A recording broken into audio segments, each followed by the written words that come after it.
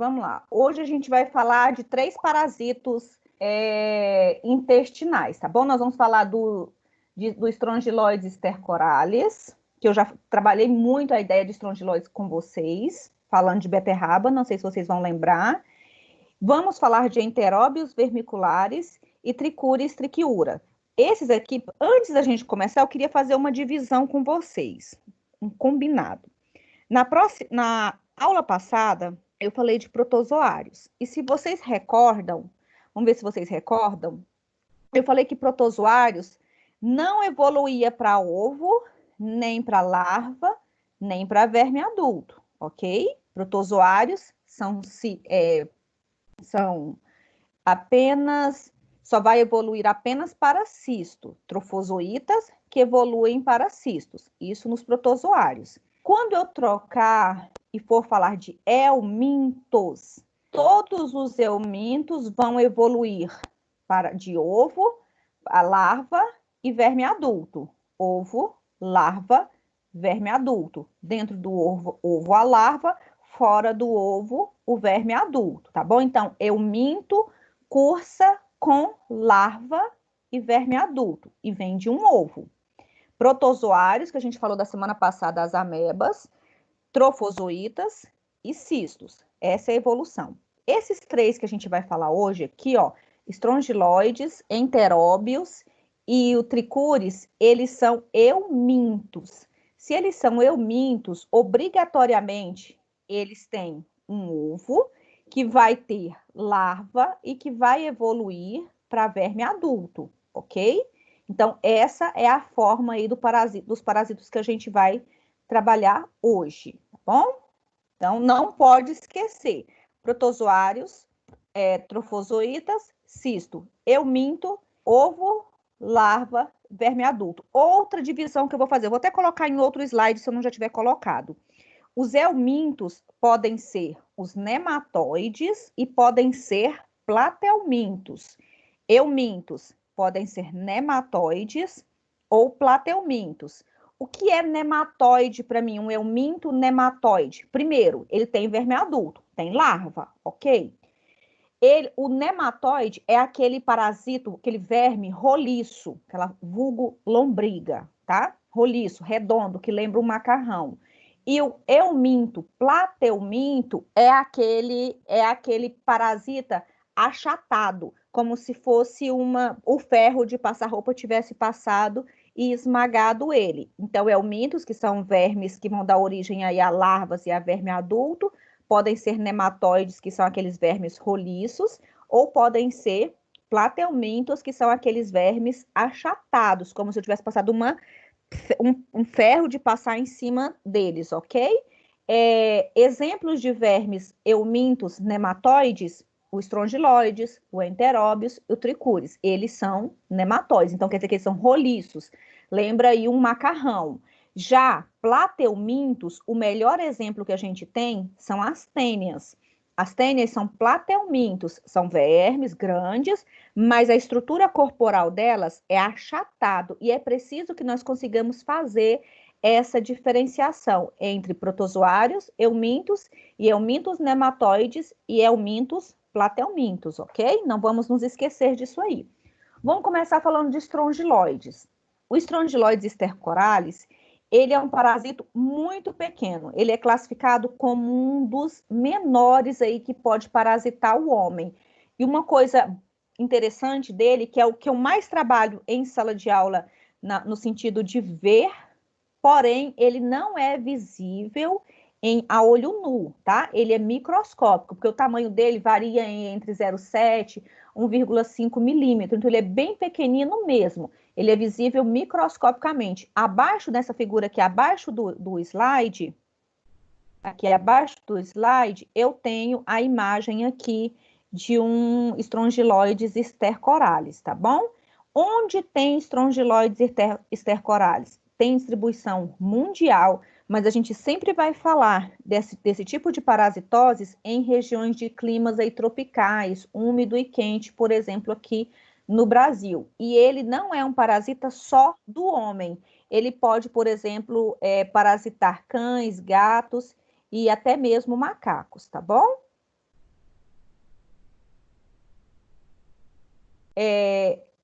Outra coisa, eu não consigo visualizar, fazer diagnóstico de estrongiloides stercoralis com o ovo dele, tá? Eu consigo fazer o diagnóstico de estrongiloidíase geralmente pela presença da larva nas fezes do meu paciente, porque geralmente essas larvas eclodem muito rápido do ovo, saem muito rápido, então fica difícil eu pegar a fase de ovo desse parasita, tá bom? Aqui é a imagem do meu parasito. A morfologia do Strongyloides stercoralis, ele tem o que eu chamo de uma fêmea partenogenética. Ela é o que eu chamo de parasita. Ela é o que eu chamo de agressiva, tá bom? Ela é a que vai parasitar o homem e causar danos, a fêmea partenogenética. Não sei se vocês conhecem a palavra partenogenética, mas partenogenética é um parasita capaz de se autofecundar. Não tem necessidade do macho. No meu organismo, se eu tiver contaminado com Strongyloides stercoralis, a forma parasitária que eu vou ter vai ser a fêmea partenogenética, tá? Eu não vou ter o macho e nem a fêmea que não seja partenogenética. No ambiente, no solo, eu posso ter uma fêmea de vida livre ou um macho de vida livre, ok? Fêmea e macho aqui vão acasalar, dando origem a novas espécies, tá bom? Mas a partenogenética apenas dentro do meu organismo, lei natural, tá bom? Os ovos. Dos ovos vão eclodir uma larva só que ela vai evoluir. Inicialmente, a larva mais jovem, ela é uma larva rabiditoide, lembrando que a larva rabiditoide não tem poder de me parasitar, de me contaminar, ela não parasita, tá bom? Ela é a larva jovem, ainda muito incapaz de parasitar. Depois elas vão evoluírem, a rabiditoide vai evoluir para filarioide, e aí sim eu vou falar de uma larva infectante. Quando ela evolui da rabiditoide para filarioide, eu estou falando de uma larva infectante, que é a filarioide. É questão só de evolução, tá? De idade mesmo. A mais jovenzinha não tem capacidade de infectar. Já a filarioide, sim, ok? Como que esses ovos vão eclodir, essas larvas, e elas vão sobreviver? As larvas só vão sobreviver em solos úmidos, tem que ser rico em matéria orgânica e uma temperatura que pode variar entre 25 e 30 graus Celsius. Se eu for pensar com um mínimo de razoabilidade, ser razoável no meu raciocínio, eu vou entender que eu estou falando de matéria fecal, matéria orgânica, onde eu vou encontrar esse tipo de parasito. Por exemplo, em plantas, esterco de plantas, eu tenho aí ovos que vão dar origem a larvas, lembra que eu vou ter a fêmea e o macho aí de vida livre, inicialmente rabiditoide e depois elas serão filarioides, tá bom? Aqui o macho de vida livre, qual que é a morfologia dele. Geralmente, o que mais me interessa da morfologia dos parasitas é o tamanho, curvatura e da cauda. Vamos sempre colocar uma regra. A maioria dos parasitas que eu tenho, o macho, geralmente ele tem uma estrutura corpórea inferior à da fêmea. O que eu estou dizendo? Geralmente ele é menor do que a fêmea, tá bom?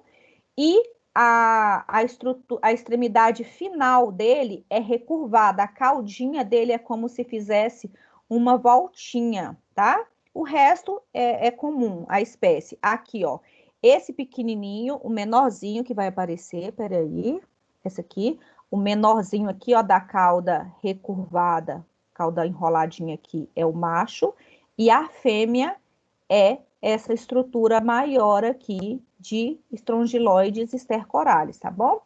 A fêmea de vida livre tem aí de 1 a 1,5 milímetros de comprimento tem um corpo fusiforme, muito parecido com a do macho. O que mais vai me chamar a atenção é a diferença de tamanho entre os dois. Lembrando que essas estruturas de vida livre, esses parasitas de vida livre, eu particularmente não vou ver. Porque se é vida livre, não vai estar nas fezes, vai estar no ambiente. No ambiente, a menos que eu vá fazer exame de folha, de solo, eu não vou encontrar esses parasitas, tá bom? E a fêmea partenogenética, essa sim, que vai aparecer nas fezes aí dos nossos pacientes, tem mais ou menos aí 2 milímetros de comprimento, não tem um macho para a gente comparar, porque no meu organismo não tem um macho de Strongyloides stercoralis. Todos os parasitas que estiverem em mim serão fêmeas partenogenéticas, capazes de se autofecundarem. Por própria determinação do organismo, do ambiente, da evolução desse parasito, não existe macho no organismo humano. E o ciclo dele é feito só em um organismo, ele não precisa de um outro organismo, tá? Aqui são os ovos. Eu, particularmente, trabalhando, nunca vi um ovo de Strongyloides stercoralis, não é uma coisa comum. Por que que não é uma coisa comum? Porque é um parasito que sai muito rápido, ele eclode muito rápido do ovo, então é muito mais fácil eu encontrar as larvas do que os ovos, tá bom? Até na internet é muito difícil para a gente encontrar. Tem geralmente uma casca bem fininha, o que facilita esse parasita sair desse ovo. Gente, quem acabou de entrar, desliga o áudio. Ana Maria, desliga o áudio para a gente, tá? Os hospedeiros aí são herbívoros, por exemplo, que eliminam esses ovos que de repente eu posso encontrar no ambiente. O homem talvez eliminaria, mas infelizmente, como eclode muito rápido, dificilmente nós vamos encontrar esse ovo, para não dizer impossivelmente, eu vou encontrar esse ovo nas fezes que a gente for analisar. Só mesmo as larvas, não vou mentir para vocês, tá bom? Eu tenho aí e a morfologia das larvas. Não vamos esquecer. Em se tratando de larvas, eu tenho a rabditoide, que ela não é infectante, ok? E eu tenho a filarioide, que é a evolução da rabditoide. Essa sim, ela é infectante. A rabditoide, ela é eliminada do ovo. Ela vai de L1 até L2, é a evolução dela. Quando a gente fala L1, L2, L3, L4, é o tamanho, a dimensão, o evoluir dessas larvas, tá bom? O tamanho dela, ela é bem mínima mesmo, entre 0,2 e 0,003 milímetros, né? Não é uma coisa visível aos nossos olhos. Não é visível. A fêmea de vida livre é praticamente idêntica à fêmea parasita. A diferença é que quando eu estou falando da fêmea partenogenética, geralmente ela é maior. E a fêmea e a partenogenética está no meu organismo, e a fêmea sem ser partenogenética, ela pode estar no ambiente também. Lembrando que antes da fêmea se transformar em uma fêmea partenogenética, ela vai ser rabditoide. Depois dela se transformar em rabditoide, dela evoluir para rabditoide, é que ela vai se transformar, evoluir ou para filarioide ou para partenogenética. No ambiente ela pode ser filarioide e no meu organismo ela vai ser partenogenética. Quando ela crescer, evoluir, ela vai sair de L1, de L2 e vai chegar em L3. Ela vai chegar agora em uma larva adulta, que é a forma infectante, tá? Ela é a evolução da rabditoide. Também ainda é uma larvinha bem pequenininha. Não, nenhuma delas é visível aos nossos olhos, tá? Nenhuma delas. Habitat aí desse parasita. As fêmeas partenogenéticas, elas estão geralmente aderidas à parede do intestino, elas ficam ali grudadinhas nessa imagem aqui, dá para ver uma imagem de uma imagem histológica, onde eu tenho a presença aqui, ó, de uma fêmea partenogenética aqui aderida aqui às criptas do intestino, tá? Ela gruda, adere ali. E as formas graves, eu posso ter, por exemplo, esse parasita no estômago e até mesmo no intestino grosso, tá bom? Eu deixei esse slide aí de evolução, é só porque se em casa vocês esquecerem do que é a ideia de partenogênese, é uma fêmea que não vai precisar de um macho para se reproduzir. Ela é capaz de se reproduzir sozinha e, obviamente, se ela se reproduz sozinha, todas as outras serão idênticas a ela, porque ela não está dividindo o material genético com ninguém, tá bom? Depois vocês dão uma olhadinha nessa evolução aí. Aqui eu tenho o ciclo desse parasita.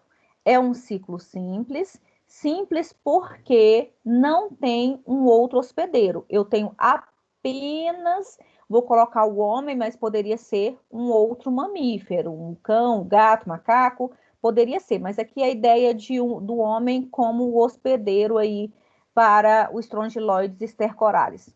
Formas de se pegar estrongiloides estercoralis.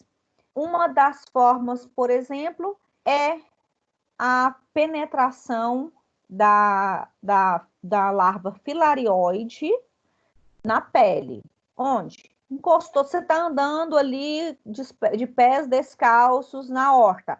É possível que uma larva filarioide penetre no seu organismo. Quando essa larva filarioide penetrar no organismo humano, aqui, ó, ele vai engolir, comer ela, né? Vai comer. A larva filarioide é carreada pelo sistema circulatório. Desculpa, comer não, vai entrar na pele. Então, vai cair no sistema circulatório. De lá, ela vai fazer aquele ciclo pulmonar. Não sei se vocês lembram, deve ter escrito em algum lugar, vocês já viram isso, o ciclo de Loss, que é aquele ciclo onde o parasita passa pelo pulmão. O parasita passa pelo pulmão e do pulmão ele vai lá para a traqueia. Na traqueia você dá uma deglutida e ele volta para onde? Para o intestino para terminar a evolução normal dele. Então eu estou falando de um parasito que inicialmente ele cai na corrente sanguínea, porque ele vai penetrar a pele. Caindo na corrente sanguínea, ele vai direto para onde? Para o pulmão, para fazer o ciclo pulmonar. Para ele sair do pulmão, como é que ele vai fazer? Ele vai subir, vai traqueia, você vai deglutir isso aí, e agora sim, ele vai voltar para onde? Para o intestino, que é onde eu espero que esse parasita fique, não é? E vão evoluir para quê? Vão evoluir para fêmeas adultas lá no meu intestino. Lembra, eu não tenho macho no meu organismo, eu tenho apenas fêmeas, tá bom? Essas fêmeas adultas vão fazer o quê? Elas vão se autofecundarem, produzindo o quê? Os ovos, tá? Esses ovos vão dar origem a novos parasitas. Esses novos parasitas podem, por exemplo, os ovos serem eliminados nas fezes ou o próprio parasita pode ser eliminado nas fezes. Lembra que dentro desse ovo vai sair uma larva rabiditoide, inicialmente. E pode acontecer também o que eu chamo de autoinfecção, tá bem aqui em cima escrito, autoinfecção. O que é isso? Ao invés de eu exteriorizar essas larvas e os ovos irem embora, elas vão simplesmente eclodirem, vão evoluírem para filarioide e conseguirão penetrar na mucosa intestinal, persistindo aí o ciclo. É assim, se eu não tomo medicamento, ou eu vou exteriorizar com as fezes, e as que eu não exteriorizar, o que vai acontecer? Elas vão fazer o ciclo de autoinfecção. Tá, e se eu defecar, para onde vai? Primeiro eu tenho os ovos lá no ambiente. Dos ovos vão eclodirem larvas rabiditoides que podem evoluírem para machos ou fêmeas de vida ativa. No ambiente eu tenho o macho e tenho a fêmea, mas no meu organismo eu não tenho, tá bom? Esse macho e essa fêmea vão cruzar. Cruzando, a fêmea vai botar o quê? Ovos. Esses ovos vão eclodirem e darem origem a larvas o quê? Rabiditoide. Não são infectantes. Essas larvas rabiditoides podem ou evoluírem para machos ou fêmeas de vida livre, continuar o ciclo, ou podem evoluírem para larvas filarioides. Lembrar que as filarioides são infectantes. Aí você pisa nelas, elas vão penetrar no seu organismo, cair na circulação, pulmão, deglutida, intestino, e o ciclo começa outra vez, tá bom? Então, pensando que a principal forma de contaminação aqui seriam meus pés descalços pisando na larva filarioide, então, simplesmente uma forma de prevenir, uma forma de prevenção eficaz seria não andar com os pés descalços, principalmente em solos com possibilidades aí de matéria orgânica, né? Para que eu não me contamine aí com os strongyloides stercoralis. Gente, tudo bem para o ciclo do strongyloides stercoralis? Alguém pode? Se ninguém pode, eu continuo. Vocês largam Ok. os computadores aí ligados e Tudo me deixam certo. falando sozinha. Oi. Ok, pode seguir. Posso? Então tá bom. Pode. Aqui, ó, para quem não tiver entendido lá, certinho, eu deixei esse ciclo escrito: larvas filarióides penetram a pele e via cutânea, chegam na circulação, vai chegar nas artérias pulmonares, alvéolos, vão ser deglutidas, vai chegar no intestino e aí vai seguir o ciclo, tá bom? Facinho. Possivelmente eu poderia, por exemplo, ingerir larvas de strongyloides stercoralis. Olha, a gente pode, lógico, né? Porque se eu não pegar strongyloides no pé, eu posso pegar strongyloides comendo alguma coisa contaminada? Até pode. Só que aí tem que verificar se essa larva vai sobreviver, por exemplo, ao suco gástrico. Se eu ingerir larvas, é difícil elas sobreviverem ao suco gástrico. Seria muito mais fácil eu ser contaminada se eu conseguisse ingerir os ovos e eles sobrevivessem ao suco gástrico, tá? Não que não possa, eu não sei quanto de larva você vai comer, mas é muito mais difícil. Se isso acontecer, simplesmente não vai acontecer inicialmente a migração pelo pulmão para eu ser deglutido e continuar o ciclo aí intestinal. Ele vai direto aí para a mucosa do intestino, tá bom? Então ele não vai passar, se for deglutição direta, ele não faria o ciclo pulmonar. Mas como isso não é comum, a gente não espera. E quando eu falo de ciclo pulmonar, eu vou ressaltar: se o paciente estiver gripado, por exemplo, e tossir e tiver com bastante secreção, tem parasita na secreção. Se na época dessa gripe eu tiver parasitado, tá? Eu posso encontrar, e vou fazer um bar, em vez de encontrar bactéria, posso perfeitamente encontrar parasitas, tá? Sintomatologia disso aqui. Rosângela, Oi? via digestiva, então as larvas não resistem ao suco gástrico, Muito difícil. Mas os ovos, sim. Agora nós temos um problema de ovos, porque os ovos eles eclodem muito rápido mesmo. Se eles eclodem muito rápido, quando eu comer eles, até chegar lá no meu intestino, eles já eclodiram. Então é possível que eles não sobrevivam ao suco gástrico. Por isso que dificilmente a gente fala de contaminação por ingestão. É mais fácil ser pela forma cutânea, mas não é impossível, não. Tudo vai depender do quanto você vai ingerir disso aí, né? Certo. Tá bom? Gente, qualquer parasita. Se eu tiver uma carga parasitária baixa, geralmente eu vou ser o quê? Assintomático. As formas graves vai ser muito relacionado a quê? A carência de proteínas, carência alimentar. Pode ocorrer o quê? Vômito, pode ocorrer diarreia. Forma cutânea.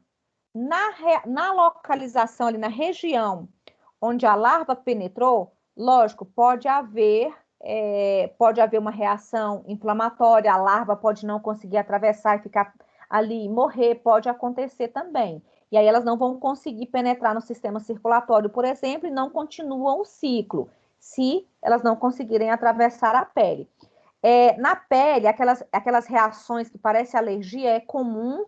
Lembrar que não vai ser em um ponto só, porque às vezes você pisa em algum lugar contaminado e é mais que uma larva que vai penetrar em você, tá bom? O cortisol também, algumas literaturas falam que o cortisol poderia ajudar ou não a penetração dessas peles, na pele, mas aí vai muito do paciente. Casos de reinfecção, vamos imaginar que é uma pessoa que cultiva, que cuida da horta, então vai pisar todo dia, vai colocar a mão todo dia sem luva. Pode, naquele local de inoculação, pode gerar edema, pode gerar um prurido, urticária. Geralmente o paciente pega muito isso na mão também, porque vai com a mão na terra. Isso não é incomum, não, tá? Forma pulmonar. Tosse com ou sem expectoração. Pode ter febre e crise asmática. Mas essas condições, geralmente, é para pacientes imunocomprometidos. Eu não espero isso de pacientes normais. Quando essas larvas estão atravessando aí aqueles capilares que são muito mínimos, muito pequenos, pode provocar hemorragia, eu posso ter, por exemplo, uma expectoração com presença de sangue. Não comum em qualquer paciente, mas pode acontecer, tá bom? E mais? Casos mais graves, edema pulmonar, insuficiência respiratória, bronquopneumonia, tudo isso tudo isso. Quem acabou de entrar foi a...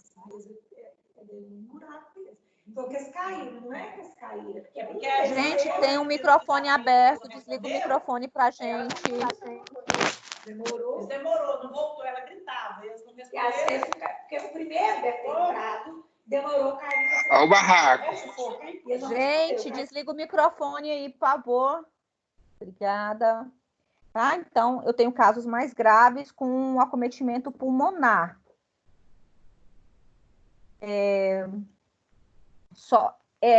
No intestino, quando elas aderem à parede intestinal, eu posso, por exemplo, ter uma enterite catarral, eu posso ter os parasitas ali naquela região, eu posso ter uma enterite endematosa, eu posso ter uma série de complicações com estrongiloides. Agora, veja bem, essas complicações são sempre inerentes à condição do meu paciente. Se é um paciente saudável, dificilmente eu vou chegar em qualquer complicação por conta de estrongiloides. Se é um paciente com problemas já de saúde, com outros acometimentos, aí sim, aí eu espero chegar em condições mais graves por causa do estrongiloides. Mas fora isso, é muito raro, tá? Muito raro mesmo. Aqui só uma outra condição, que é a enterite ulceratosa, porque a presença desse parasita aderida ali pode formar uma inflamação, pode gerar úlcera com presença de bactérias, porque eu estou falando de intestino, e aí daria origem a uma condição mais grave aí no paciente. Diagnóstico para isso aí. Primeiro, o paciente pode estar com uma condição de uma diarreia, e essa diarreia pode estar crônica. Uma possibilidade, estrongiloides stercoralis. Geralmente, há necessidade de fazer um parasitológico com 3 amostras, tá?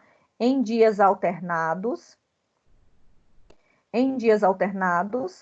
Porque se eu fizer uma amostra única, eu posso fazer um resultado falso negativo.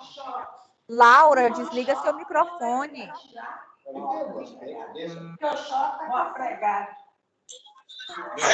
Um pouco quebrando na live. Morreu 3 de manhã. Laura, desliga o seu microfone. Denise, eu estava lembrando.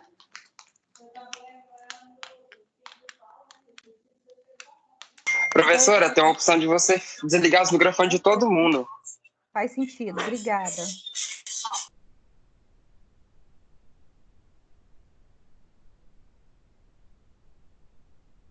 Pronto, agora ninguém mais fala, mas vocês sabem que podem ativar a qualquer momento o microfone de vocês. Então, eu vou fazer um parasitológico 3 amostras, tá? E o método ideal para estrongiloides é o Bergman Moraes, tá? Que é aquele que eu vou colocar as fezes em cima da peneirinha, todo o bolo fecal ali que o paciente me mandar, em cima da peneirinha, em cima da água morna, e as larvas vão migrarem para o fundo do cálice por termohidrotropismo. Elas gostam de água e com temperatura mais elevada, tá? Então, o método ideal para suspeita de estrongiloides stercoralis é o Bergman Moraes. Aí até vou aproveitar e puxar. Todas as vezes que a gente faz Bergman Moraes lá no laboratório, a gente usa a beterraba. E eu sempre brinco com vocês que eu não como beterraba porque tem estrongiloides stercoralis. Mas é sempre uma brincadeira. Por quê? Se for uma beterraba lavada, como eu tenho costume na minha casa, né? Ou se eu cozer essa beterraba, obviamente o parasita não vai sobreviver, então não tem nenhum problema. Se eu tiver lavado, não vou ter parasita. Se eu cozer, também não vai viver. E se não fosse isso, dificilmente uma larva vai conseguir sobreviver ao suco gástrico. Mas aí eu também posso pensar, que eu estou com os pensamentos maldosos, que na beterraba tem uma evolução de larva filarioide. Quando eu coloquei na boca para mastigar, essa larva conseguiu atravessar a mucosa, caiu nos vasos sanguíneos, chegou no pulmão e consegue fazer o ciclo. Aí vai da força do pensamento de cada um. Mas se você higienizar direitinho, isso não vai acontecer, tá bom?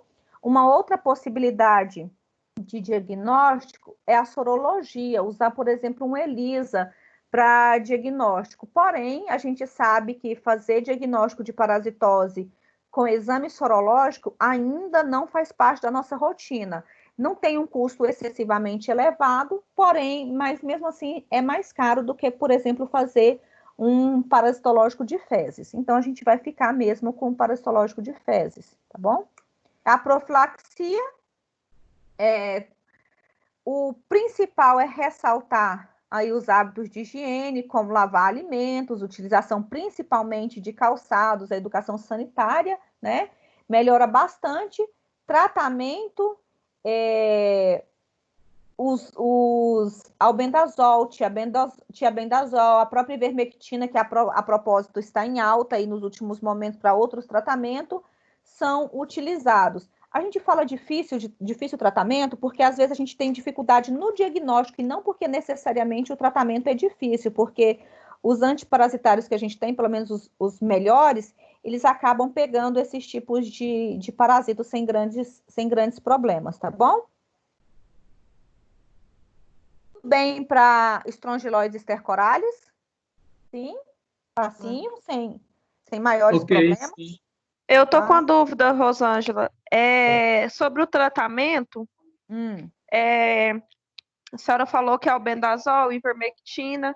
Nesse caso, aquelas mães ou até adultos mesmo que têm o hábito de tomar esses medicamentos de 6 em 6 meses, então seria recomendado. Olha, quem está falando comigo? Adriele? Adriele, isso. Adriele, o antiparasitário é recomendado para qualquer pessoa a cada 6 meses, tá? Entre crianças e adultos. Você, por exemplo, vamos imaginar, eu não tenho sintoma nenhum, não tenho o hábito de comer fora de casa, mas quero fazer um antiparasitário profilático. Então, não preciso escolher o mais caro lá do mercado, da farmácia, que a gente sabe qual que é o mais caro. Eu posso escolher um antiparasitário com espectro regular de ação que pega a maioria aí dos parasitos, tá bom? Você pode escolher, você pode ir lá na bulinha dele e escolher, não tem nenhum problema, se você não tem sintomatologia. Agora, se você tem sintomatologia, seria interessante usar os mais indicados para aquele parasita, tá bom? Certo. Agora, antiparasitário, meninos, é a cada 6 meses, não pode fugir disso, não. Todo mundo tem parasita no intestino, não tem jeito, não. Até eu, inclusive, tá? Vou passar de... Oi, quem? É aquele. O Antoniel perguntando aqui, no ambiente, as larvas fêmeas, elas não se autofecundam, não? Não, no ambiente não. Eu só tenho fêmeas partenogenéticas no meu organismo. Natureza, Deus, seja lá o que for, genética.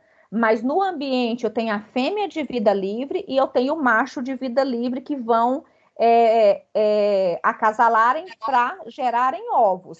A fêmea pode evoluir para partenogenética no meu organismo ou ela pode evoluir para filarióide, do lado de fora, para me contaminar. Mas ela não vai ser partenogenética no ambiente. Não consegue. Não consegue. Deus quis assim. Tá bom? Posso trocar? Certo.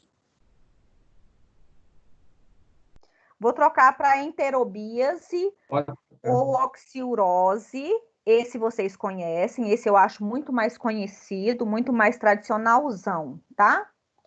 Ele é causado pelo Enteróbios vermiculares.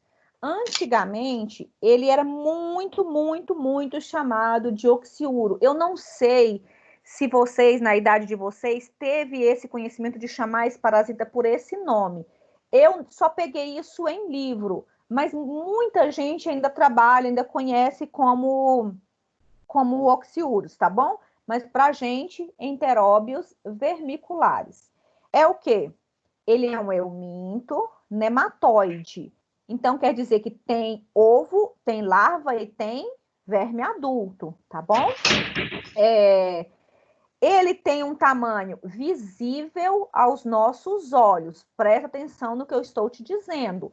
O Strongyloides eu só via no microscópio. O Enteróbios, eu vejo ele a olho nu. É só prestar atenção, tá bom?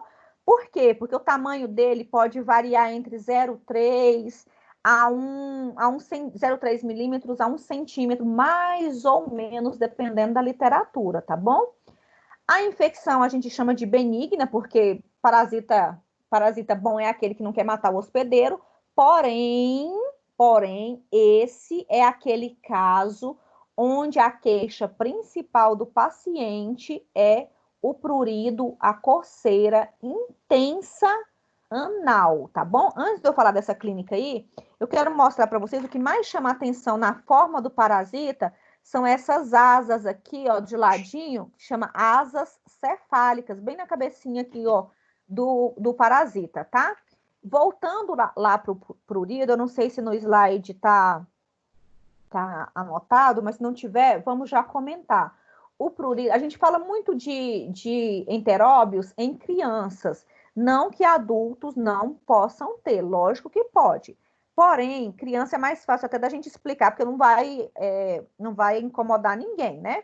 Mas em crianças é super comum esse prurido levar a uma interferência muito grande no desenvolvimento escolar, vai ter um déficit aí de aprendizagem para essa criança, um déficit de atenção para essa criança. Por quê? Porque ao invés de ela prestar atenção na aula, ela está o quê? Coçando. Infelizmente, essa é uma realidade da situação aí do enteróbios vermiculares, tá bom? A morfologia. A fêmea, como de costume, ela é maior do que o macho. Geralmente eles têm aí uma variação de 1 centímetro mais ou menos, e a fêmea é entre 3 a 5 milímetros maior do que o macho. Ele é um parasito branco, que tem uma cutícula, né, uma capa, uma cobertura branca, geralmente brilhante e estriada, tem estrias na superfície. Não dá para a gente ver isso aí a olho nu, tá? Os ovos do parasita são aqueles ovinhos em formato de D, são os ovinhos aqui, ó, de enteróbios vermiculares. Não tem nenhum ovo que eu vá mostrar para vocês que sejam tão idêntico ao outro, eles são ovos diferentes. E dentro desse ovinho, essa estrutura que está lá dentro, ó, é a larva que vai eclodir, tá bom? A larva que vai eclodir. Diferente do Strongyloides stercoralis, ele até sai rápido do ovo, mas não tão rápido assim, porque eu consigo ver nas fezes do meu paciente, eu consigo ver a larva, mas eu consigo ver principalmente o ovo. Eu costumo dizer que eu só consigo saber quem é a larva do parasita se eu encontrar o ovo, porque vendo o ovo eu tenho certeza que a larva veio dali, né? A menos que ele tenha esteja contaminado por 2 parasitas ao mesmo tempo. Ciclo dele, fácil, também. Um hospedeiro só, não tenho 2. Como é que faz para ter enteróbios vermiculares? Aqui eu não tenho, por exemplo, fêmea e macho de vida livre para me contaminarem. Fêmea e macho geralmente vai estar no meu intestino, tá bom? Eu tenho um ovo que vai ser geralmente ingerido junto com a alimentação, tá bom? Então, eu vou ingerir um ovo de enteróbios vermiculares na minha alimentação, mão suja, alimento sujo. Geralmente é a mão suja colocando a sujeira no alimento, tá? Não imagine que isso aqui esteja lá na plantinha e eu comi porque eu não lavei, não. É porque eu não lavei a minha mãozinha. Então, eu vou ingerir esse ovo. Não tem passagem aqui, ó, pulmonar. Eu não tenho um pulmão acometido, não tenho um ciclo de Lowes aqui para ele, tá? Lá no intestino, esses ovinhos aqui vão eclodirem. Lembrando que eu não vou comer só um, eu vou comer vários. E desses ovinhos vão sair a fêmea e o macho, tá? De um vai sair uma fêmea, do outro vai sair o macho. E, com isso, esse parzinho vai acasalar. A fêmea vai gerar 1 zilhão de ovos, muitos, muitos, muitos ovos. E uma coisa interessante é que depois que o macho acasalar com a fêmea, que era a única função que ele tinha, ele vai ser eliminado nas fezes, tá? Sem função, eliminado nas fezes. É paredão para ele, tá? E a fêmea?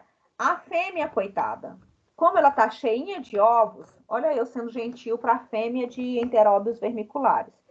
Como ela tá cheinha de ovos, ela gosta de fazer postura, de colocar esses ovos lá no finzinho do intestino, lá no reto mesmo. Aí, à noite, geralmente, ela faz postura lá na região perianal, lá no finalzinho mesmo. Vai fazer postura ali, vai depositar todos os ovinhos. Se ela não conseguir voltar para o intestino, ela vai morrer. Como ela fez uma deposição de ovos bem no finalzinho mesmo, lá na região perianal, o que vai acontecer? Esses ovos podem ficar ali naquela região ou podem perfeitamente eclodirem os ovos e saírem as larvinhas. E o que vai acontecer? O paciente vai coçar, obviamente, porque isso vai acontecer de madrugadinha, e ele vai coçar aquela região, guardando aí ovos ou mesmo a larva debaixo das unhas. Vai alimentar, por exemplo, come os ovos de volta e eu faço aquele ciclo de autoinfecção. Eu mesmo me contamino. Ou eu posso preparar o alimento de uma outra pessoa e contaminar outra pessoa. A gente tem como regra principal que numa casa onde tem uma pessoa contaminada com enteróbios vermiculares, todos estão contaminados com enteróbios vermiculares. Por quê?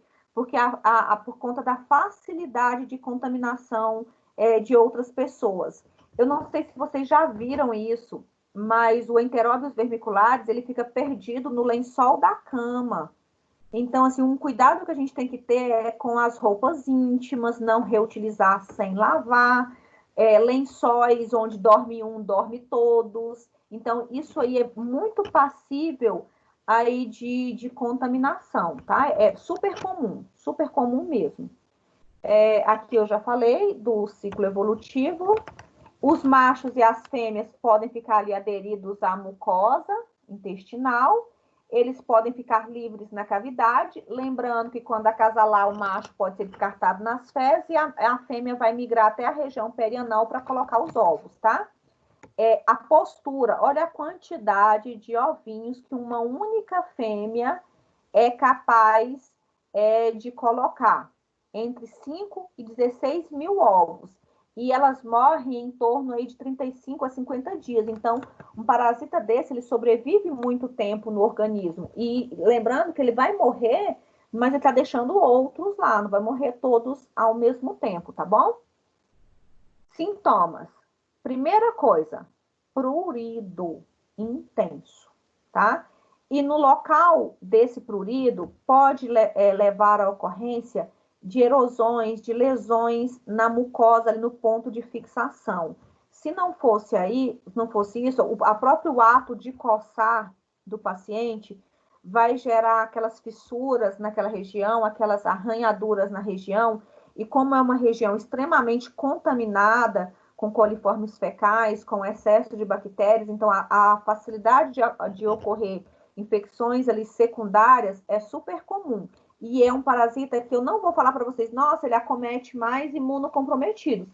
Não é isso. Qualquer paciente é possível de ter uma enterobíase, tá? Ter aí a presença de enteróbios vermiculares.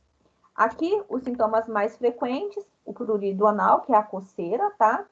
A margem do ânus fica avermelhada e congestionada, porque o paciente coça bastante, não tem, é um reflexo do paciente, não tem como não coçar. Pode ficar aí, por vezes, recoberta por muco, e esse muco pode ter sangue, pode levar à presença de lesões na mucosa retal.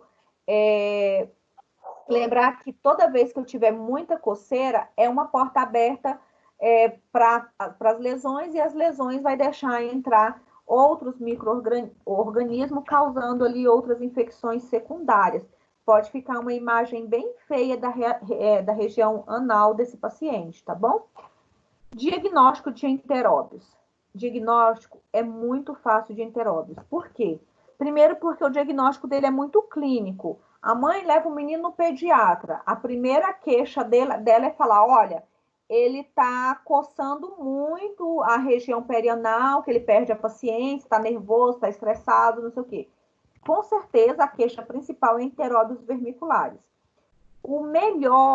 A melhor técnica que eu tenho para diagnóstico de enteróbios vermiculares é a utilização do teste de Graham, da fita gomada. É o que eu tenho de melhor. Porém, eu já trabalhei esse sentimento com vocês, eu já falei que, por conta do preconceito que a gente tem, a gente não utiliza mais essa metodologia. Por que não? Porque simplesmente a metodologia indicada, a gente ensinava para as mães fazerem o procedimento de coleta, e parece que ficou muito pesado e acabou não entrando, nunca entrou na moda a ideia de fazer aí o teste de Graham, que nada mais é do que a fita gomada. E eu vou aproveitar para mostrar para você como é que a gente fazia.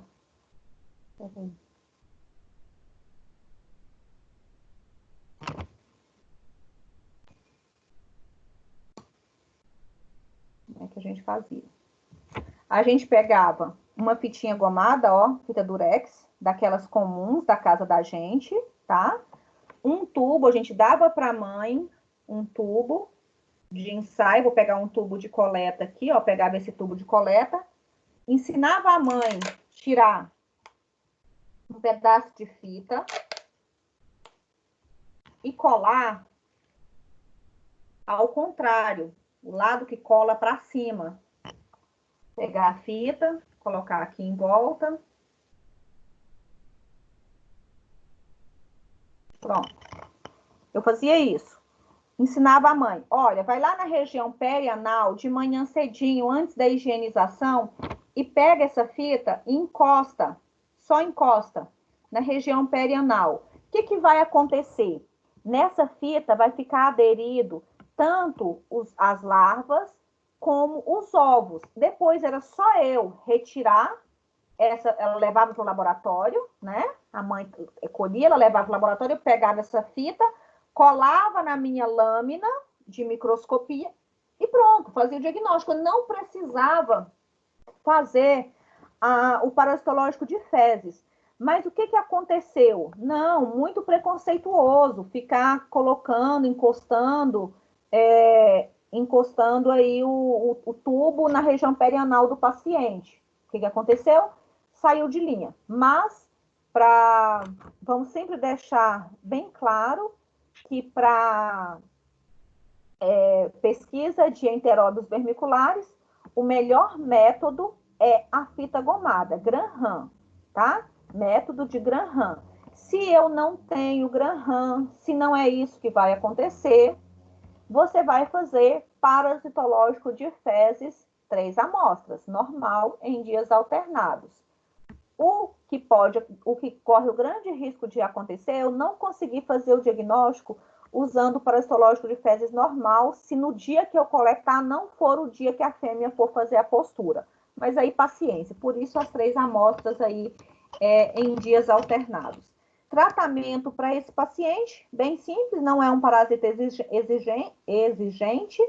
O albendazol ou mebendazol tem indicação aí no caso de enteróbios vermiculares. E outra coisa que talvez vocês não tenham ocorrido, eu falei que em casa, quando um tem, todos têm, na escola também. Crianças em idade escolar, começando a ir para a escola, que são acometidos aí por enteróbios vermiculares, quando um aluninho da sala tem, todo mundo tem, porque eles não têm o hábito de lavar as mãozinhas, acaba distribuindo alimentos e acaba contaminando os coleguinhas todos, tá? Então, tem que ter essa cautela e esse cuidado. Outra coisa importante do enteróbios vermiculares, por conta dessa coceira exagerada, esse prurido exagerado que pode acontecer, eu tenho localizações extra-anal do parasita. Eu posso ter, por exemplo, os ovos na uretra do paciente, na vagina da paciente, em função de falta de higienização. Pode levar uma uretrite, uma vaginite, não são coisas raras, mas isso tem a ver com falta de higiene por conta do paciente, tá bom? Tudo bem?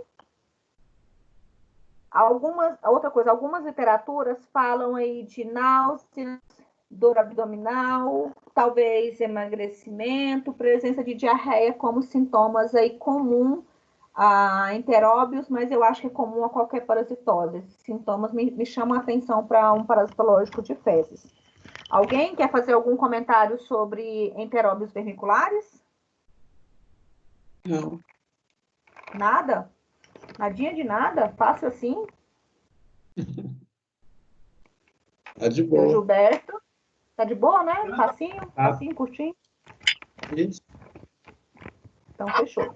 Então, vamos pro próximo. Já que ninguém se manifesta, esse aí, ó, que é a bola de futebol americano, ele é o Trichuris trichiura ou Trichiuris trichiura, tá? Aí depende da literatura para dar nome aí pro Trichuris, tá? Mas é o ovinho aí característico.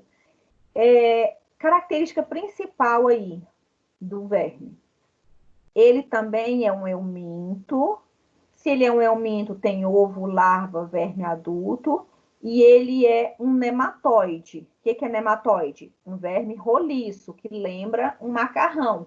E a gente está aumentando o tamanho do parasita. Eu tive um que era microscópico, um que podia chegar a mais ou menos 1 centímetro, e o Trichuris agora que pode chegar de 3 a 5 centímetros. Uma colocação que as literaturas gostam de fazer é que o Trichuris, ele gosta muito de vir acompanhado de Ascaris lumbricoides associado, porque a gente sempre pensa assim, nossa, se o paciente tem uma parasitose, ele poderia perfeitamente ter outra. Então, o Trichuris, ele gosta muito de estar acompanhado pelo Ascaris, ou o Ascaris acompanhado de Trichuris, mas não é uma regra geral, mas é possível de acontecer, tá bom? A extremidade do Trichuris é muito peculiar para ele. Ele tem tipo eu não sei que nome que eu dou para isso aqui, para essa, tipo eu vi em algum livro chamando de, eu esqueci agora. Essa parte bem afilada que tem aqui no final do parasito é comum só para o Trichuris, tá? Lembrando, fêmea maior, bem maior, macho menor. Então, eu só falei de fêmea partenogenética lá para o primeiro, para estrongiloides.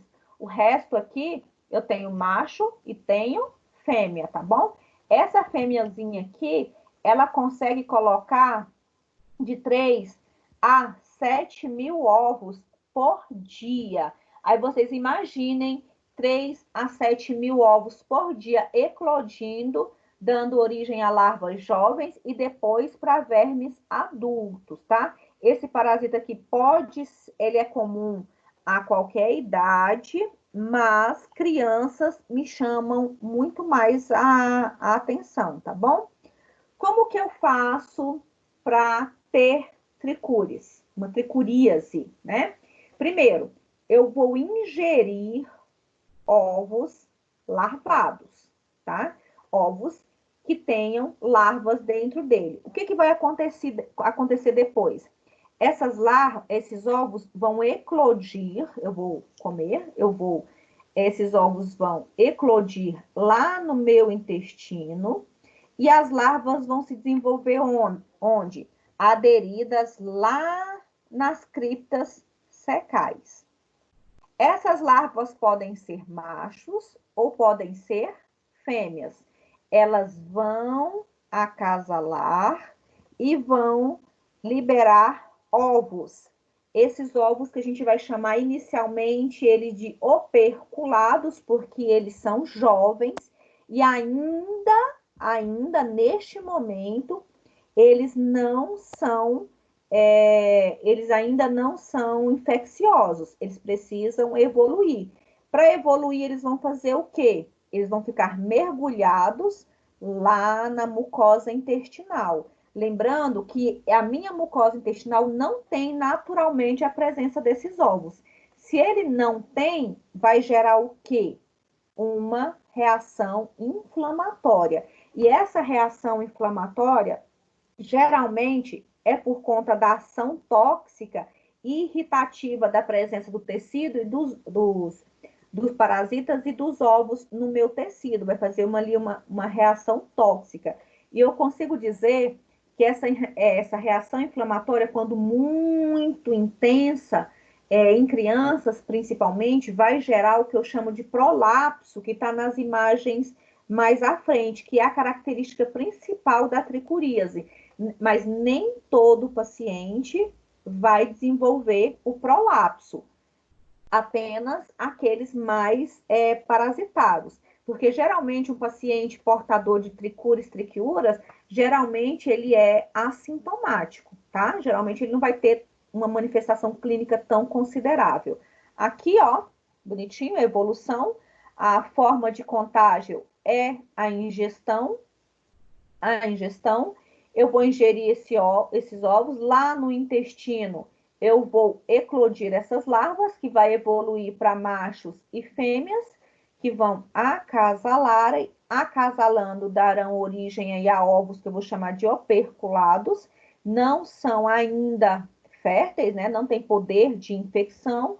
No meio externo ou no meio interno, dependendo se eu vou ficar no meu corpo e dar origem a outros machos e fêmeas, ou eu vou eliminar isso aqui com as fezes, esse ovo vai evoluir, vai amadurecer e se tornar aqui, ó, infectante, e eu vou ingerir, fazer uma reinfecção se eu comer novamente, tá bom? Geralmente, essa evolução pode durar de 2 a 3 semanas ou mesmo meses, tá? Isso aí vai depender muito do organismo. Aqui, só a imagem de um corte histológico da presença aqui do parasita no intestino, tá bom? A ação tóxica, irritativa, já falei. Não falei que essa ação tóxica, irritativa, pode inclusive gerar ali na região intestinal a presença de necroses, inicialmente focal. Focal é o quê? Porque ela está só em algumas regiões. Quanto mais tempo demorar essa infecção sem tratamento, mais agressivo vai ficar. Quanto mais debilitado for o meu paciente, mais grave vai ser a situação dele, tá bom? A sintomatologia desse paciente. Primeiro, vai causar lesões traumáticas ali na mucosa. Essas lesões podem ser mínimas, dependendo da quantidade de parasitas que eu tenho ali. Esses mecanismos irritativos, quando muito intenso, pode lesionar, por exemplo, terminações nervosas lá da parede intestinal, que pode alterar o quê? O peristaltismo, reabsorção de líquidos no intestino, podem levar o paciente a sentir o quê? Febre, náuseas, dor abdominal, pode ter diarreia e síndrome de má absorção. Por que eu posso ter síndrome de má absorção? Porque eu tenho uma mucosa intestinal sofrendo interferência, sofrendo aí um processo irritativo. Essa má absorção pode levar o meu paciente a quê? A um emagrecimento, por exemplo, a um déficit proteico, por exemplo. Poderia levar a, em estágios mais agressivos, o paciente desenvolver uma ascite por déficit de proteínas, tá bom? E a maior prevalência aí do tricúris geralmente são regiões mais quentes e próximas do domicílio, onde tem uma pessoa contaminada, próximo geralmente é mais passível. E isso se eu estou falando de uma população sem recursos sanitários. Para a gente, isso aqui não faz parte da nossa realidade. Nenhum desses parasitos fariam parte da nossa realidade se nós tivéssemos hábitos de higiene e vivêssemos como a gente vive. Hoje a gente é criatura de apartamento. Apartamento não tem isso, tá? A forma de prevenção, principalmente, cuidado em preparar alimentos, higiene corporal e, obviamente, tratar o doente. Porque se eu trato o meu foco de infecção, eu não vou transmitir para outras pessoas, tá bom? Transmitir que eu digo, eu estou contaminado, eu vou no banheiro, não higienizo as minhas mãos, logo pego no alimento, às vezes tem ovos do parasita na minha mão, dou um alimento para uma outra pessoa e acabo contaminando outras pessoas, tá bom? Tratamento também super tranquilo, não são medicamentos assim tão agressivos, que é o albendazol e o mesmo bebendazol que eu usei agora há pouco. E esse aqui, ó, é uma imagem bem feia, mas bem feia mesmo. Isso é imagem de livro, tá? Isso aqui é um prolapso retal em uma criança, tá? Isso aqui, o reto da paciente saiu, tá pro lado externo. Isso aqui, o tratamento, óbvio. Primeiro, eu vou tratar a doença de base. O que é a doença de base? A parasitose. Professora, vai voltar? Não vai. A maioria das vezes não vai. O próximo tratamento, depois de eu matar o parasita, é o tratamento cirúrgico para esse prolapso retal, tá bom? Isso aqui é comum na tricuríase. E aqui nessa imagem, dá para vocês verem aqui, ó, a quantidade de tricúris, aqui, ó, do parasito, aqui branquinho, envolto aqui nesse prolapso. E aqui nessa mesma região eu tenho um número considerável de ovos e de parasitos machos e fêmeas aí só proliferando. Professora, como é que alguém em sã consciência deixa ficar assim? Pessoas sem acesso à saúde, sem acesso à informação, pode evoluir, tá bom? Olha aqui, ó, uma menininha do lado de cá, tem um prolapso retal bem considerável já, tá? O início do ânus dela seria aqui, ó, do reto, bem aqui embaixo. E olha a quantidade de parasita que tem nesse prolapso. Pertinho aqui, ó, da genitália da menininha, então super fácil de contaminar. Nesse outro paciente aqui, ó, tem o prolapso, mas particularmente eu não consigo aqui encontrar o parasita, às vezes já foi tratado ou foi lavado, higienizado, por isso a gente não consegue visualizar. Não é uma imagem feia que eu consigo ver todos os dias, mas é uma imagem feia que se você vai atender uma população mais carente, pessoal aí da farmácia, que vai trabalhar com farmácia clínica, né? Farmácia clínica vai tratar com albendazol, com mebendazol. Isso aí é passível de tratamento, pelo menos a parasitose, o tratamento está nas mãos de vocês. O procedimento cirúrgico aí é para a área médica, mas tá aí, vai dar de cara com isso aí se você vai trabalhar com a parte clínica. Nós do laboratório vamos ficar aí por conta de receber o exame, de repente a queixa do paciente, não mais do que isso, visualização dessa imagem aí só para quem vai atender o paciente, tá bom? Isso é imagem de livro, mas não é surreal, não. Tudo bem, gente? Tranquilos? Método para diagnóstico aí do tricúris. Lógico, parasitológico, se tiver na época do prolapso retal aí, vai pegar, fazer coleta aí, nem precisa ser de fezes, poderia só um suave da região e fazer um direto na lâmina, que dá para ver os ovos e confirmar, mas com o prolapso, com a presença do parasita, o diagnóstico é clínico, nem precisa de laboratório. Se não chegou na fase do prolapso retal, vamos fazer um parasitológico de fezes 3 amostras. Poderia ser o método de Hoffman, sem problema nenhum, tá? Poderia ser o Hoffman. Poderia ser... A fita gomada não é boa para esse caso, tá? Então, eu ficaria aí com o Hoffman para pesquisa de tricúris. Porque é um ovo pesado e se tivesse larva, tá?